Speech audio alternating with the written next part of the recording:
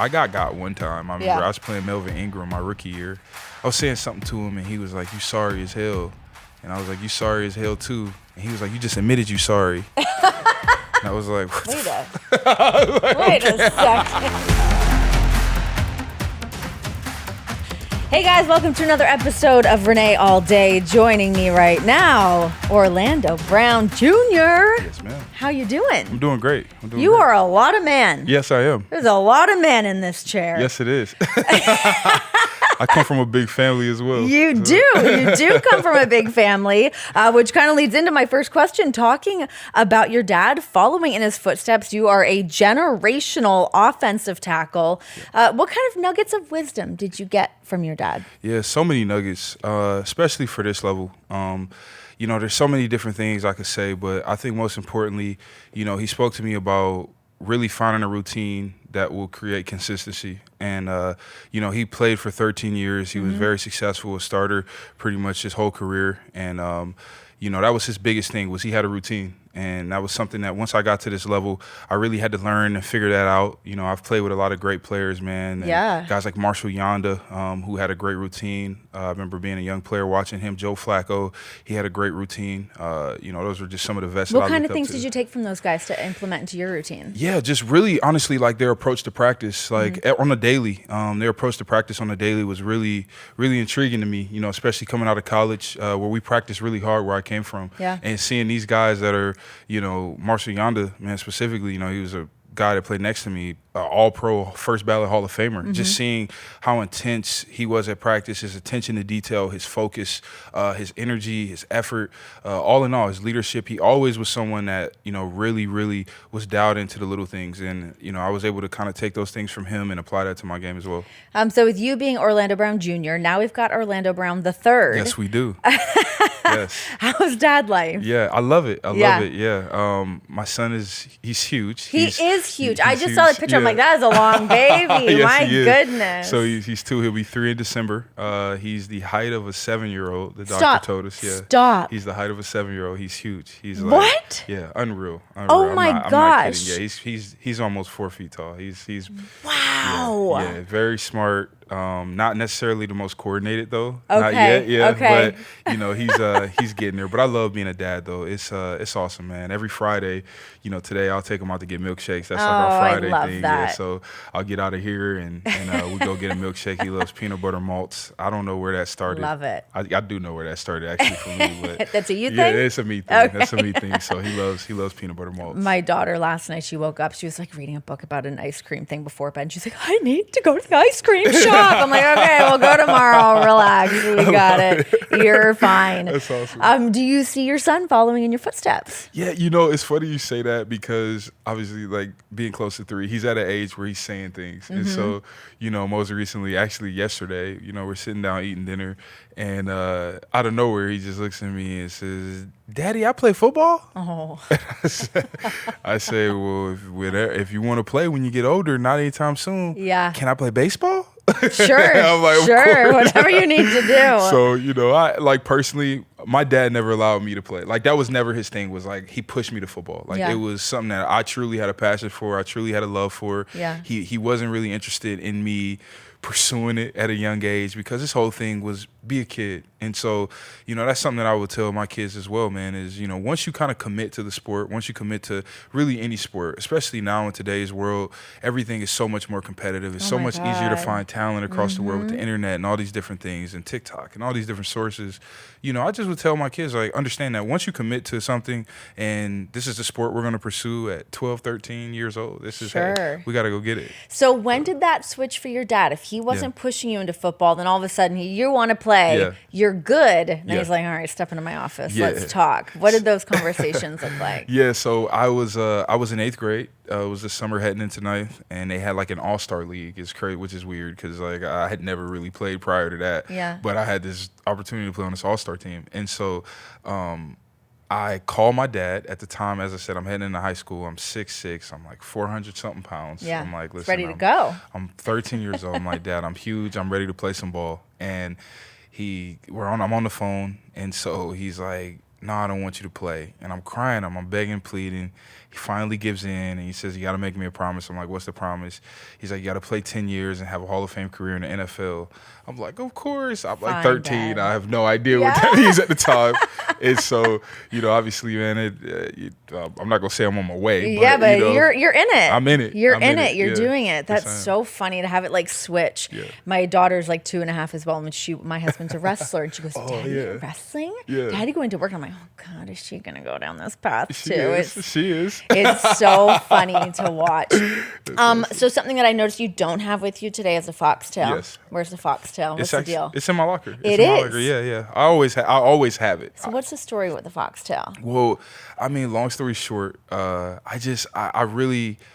I wasn't really looking for anything. It just kind of found me. Came to you. Yes. So during the summers in college, my mentor Jamal Brown, I would go to his house and we'd watch old school movies. And so, that's like I don't know. It's just like, and one of the old school movies is Breakin'. And it's like a dance movie. Breakin'. It's like Step Up. It's like came out in the 80s. Okay. It's like, and there's this guy on there named Turbo Ozone. And he's got like a foxtail on his hat, his pants, all of this. And I'm like, what is that? He's like, it's a foxtail. So I'm like, cool. So I go on eBay and I look up a foxtail on eBay. It's like $4. I was like, I'm gonna buy one. So I buy it. I go back to school and I earned the starting job as a freshman, as a redshirt freshman. I started playing well. School was going great. Off the field was going, I don't know. It just brought positive energy. I love and that. I was just like, I don't know. It's just been a part of me. Foxtail Since. chose you. Yeah, that's how I feel. Chose that foxtail life. That's how I feel. Is there a foxtail that is luckier than other foxtails? Hard to say. Do you have a favorite foxtail? I can't really say. I treat them like my kids. I love them all the same. Okay. I love them all the same. All right. I can respect that. Okay. So one thing that, of course, I've noticed, many people have noticed so far in the season is you've really become the social media guy. You're like the interviewer in the locker room. Kind of. You've really taken to this. You're very good at it. Yeah. What kind of led to you getting into doing these questions and stuff with the guys? I don't know. So it's kind of weird. I've always been someone that's been vocal in the locker room, and I want to get to know the guys in there because at the end of the day, this is all we have. The guys that are in there, and so I want to get to know them. And so, I would ask questions just periodically throughout a season. Like every year I've been in the league, just in the locker room. Like, how much would it take for you to fight Floyd Mayweather? You know what I mean? For a right, you know what I mean? Little things like that. So. I was just like, why not get them on camera? I was kind of getting funny responses, and last year in Kansas City, they actually, we started recording them, and it just went viral right away. And so you do know that this is, of course, going to lead into you having like some kind of desk panel job in the future, right? I do know that. It's probably a very good chance. It's probably a very good chance. I won't be bothered by it, though. Is that something that you'd want to do on the other side of football? Yeah, definitely. It's definitely something I can see myself doing. Just some of the broadcasting things that I've done.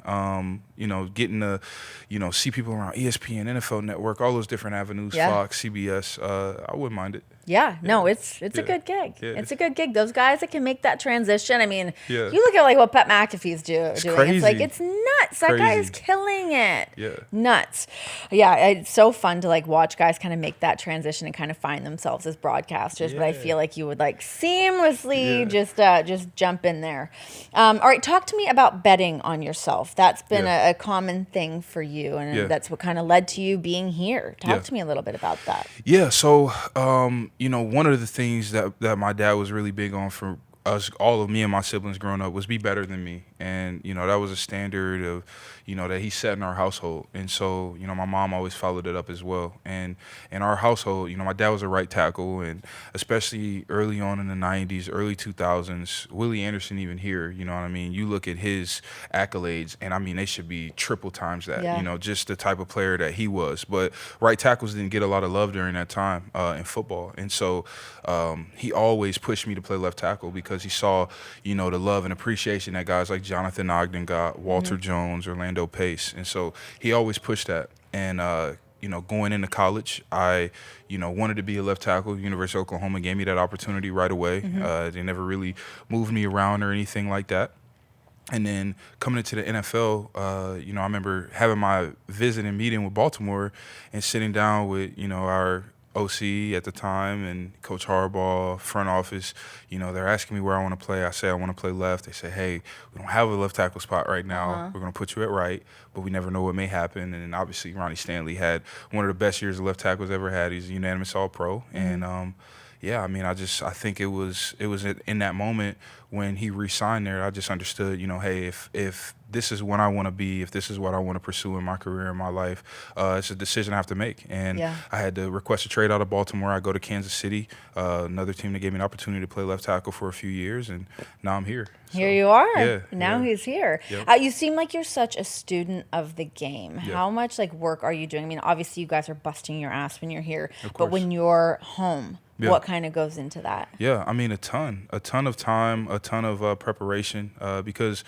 especially with my position, it's so important to be able to study body language of someone and study, not just their moves, but how they're doing their moves, counting their steps, and all those different things. I'm taking a lot of time to evaluate everything about a player, whether that be his stance or, his finish or, how he started his bull rush and how he Full finished psychology. it. Yeah, it is. It is. And that's the cool part about football, honestly, is anyone will tell you that. I mean, you are who you are. Who you are as a person is who you're going to be as a football player. And so, those guys at home that forget to take out the trash, a lot of times they may forget to keep the edge as well. Gosh, So that's a really good little nugget of wisdom right there. Yeah. That's great. It's Yes, true. it I'm is. taking that one home. I got to have a conversation. 100%. Yeah. How do you switch from being this guy, you're Yeah. charming, charismatic, you're fun, you're lighting up the camera, Yeah. to turning into that killer on the field? Yeah, well, it's just a switch I've developed over the years, just understanding that once that helmet comes on, once the shoulder pads come on, I get to be this guy that I can't be off the field. You know what I mean? Yeah. I get to be this maniac that, gets to go out there and move grown men from point A to point Z. So I don't know. I developed this switch over the years, and for some weird reason, I've gotten a little bit more control over it. So. It's great. Yeah, no doubt. No, it's cool to kind of see that happen. You kind of switch gears and turn into a different performer, a different guy. What is your palate cleanser from football? I mean, you're in it all the time. How do you take a little break? Yeah, really just my family. I feel like my family, man, they really keep me grounded at home. And, I think that's my go-to. Yeah. Outside of that, just spending time playing video games here and there to ease my mind, you could say.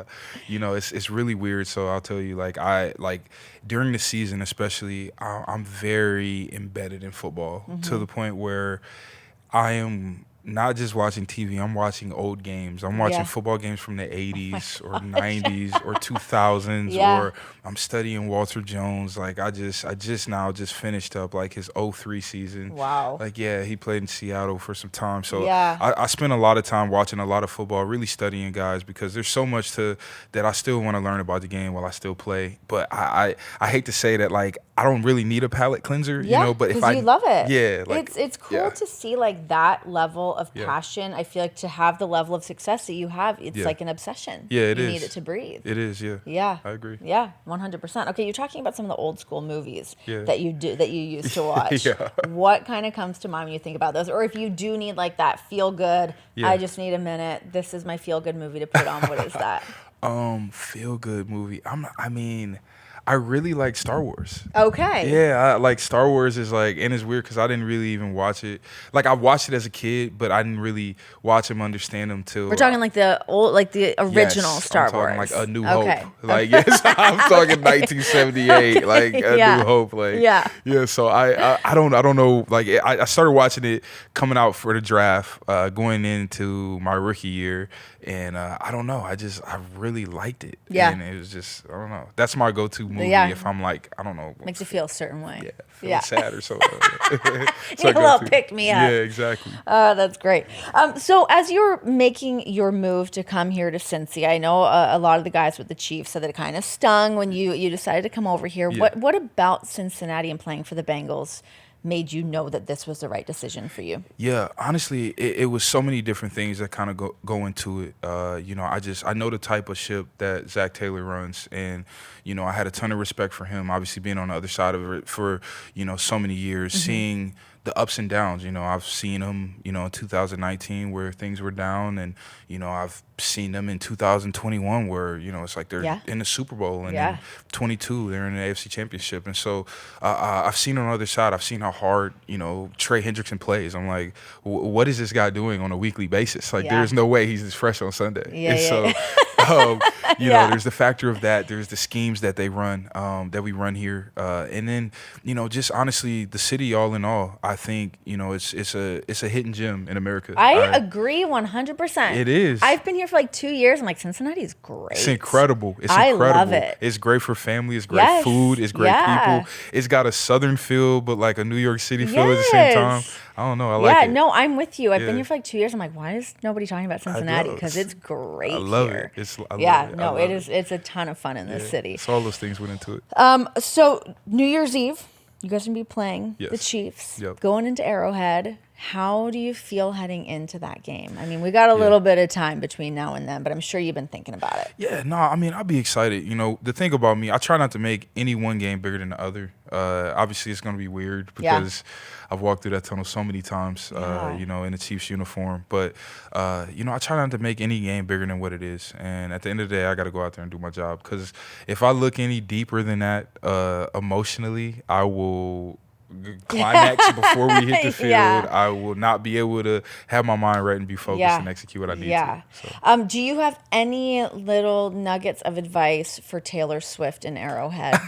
What does she need? I can't not ask you about it. I have to. I mean, we're all a little bit obsessed. Yeah. Even if we're not, we know every little factoid about it. No, it's pretty cool that she's a KC, man. Her and Trav. I think that's really cool that how everything's kind of worked out for both of them, man. I also think it's great for the NFL as well. It is. You know what I mean? I think that Americana at its finest. Exactly. And we need more of that. So nothing wrong with it. I've been told that you're one of the best trash talkers on the team. Where do you get your material from? I don't know. Honestly, it's just spur of the moment. From the heart? Yeah, it's all like spur of the moment, how I'm feeling, look in your eye, Gatorade commercial like feel. I don't know. It's like, it's weird. It's like what I see, what I feel, I don't know. Me and Trey have so many battles. So.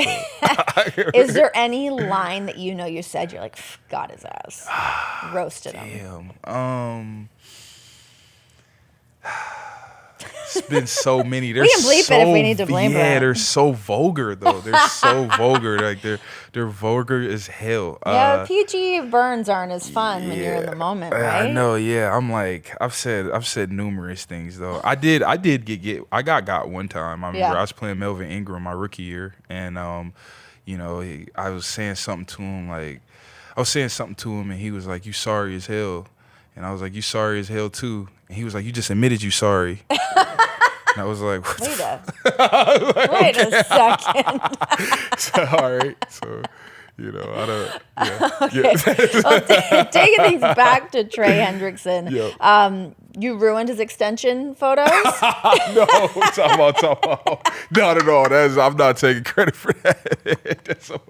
That wasn't me. Somebody else grabbed that man. Somebody else grabbed him. That wasn't me. Okay. I don't think it was. All right. Fair enough. All right. We'll move on.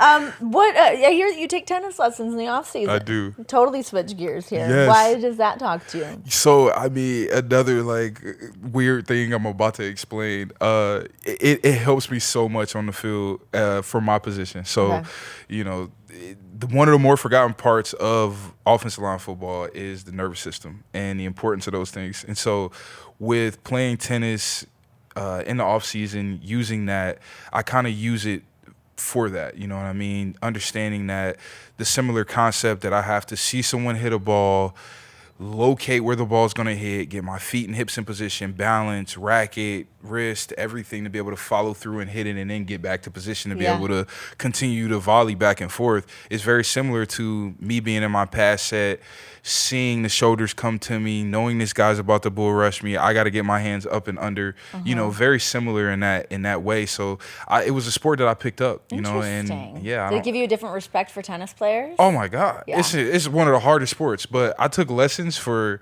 4 or 5 months last year while I was holding out. So Yeah. I'm not too you're bad. good. I'm I'm actually not pretty too bad. good. Yeah. Well, it's funny though. I mean, it's similar but different. But I always hear that with hockey players too. If like they go and do like some figure skating, or Yeah. they're doing different things to just like understand their edges a little bit differently and understand Yeah. just how certain things feel, and maybe be a little bit more graceful while Yeah, doing it. Absolutely. Because, Yeah. I mean, so much, anything that we do in life is so much about our mental. You know what I mean? How much confidence do we have going into the situation, Sure. even if we don't know what the hell we're talking Yeah. about? Like, it's all about, your mindset and your mental. And so, picking up tennis, that was more so for my confidence, Yeah. being able to develop that, and helps the nervous system too. On the mental side of things, is there any kind of like mantra or anything that you kind of go back to? Do you have like your thing? A ton Yeah. of things. But I always stand on my off-season work. That's like my go-to. That's my thing. I spend my off-seasons in Miami at Pete Bomberitos. I hate Florida. I really do. Hot as all hell. Yeah, I'd rather be in Colorado and Yeah. Aspen in the mountains, Sure. drinking margaritas and chilling. But like And aside from the altitude, yeah, but yes. yeah. But I'm not a big fan of Florida. But I've got tennis down there, and I've Yeah. got Pete Bomberitos, which is where I spend my off-season training. And so that's my edge. That's Yeah. my go-to. That's what when I'm deep in the fourth quarter and I'm tired or something's on my mind. I always think about that work that I've put in. Hell yeah. Yeah. Well, thank you so much for joining me here. You are as delightful as I thought you were going to be. And when you do the big breakout into the media game, just let a girl know. I will. I'm around, I will. Damn right. I appreciate you.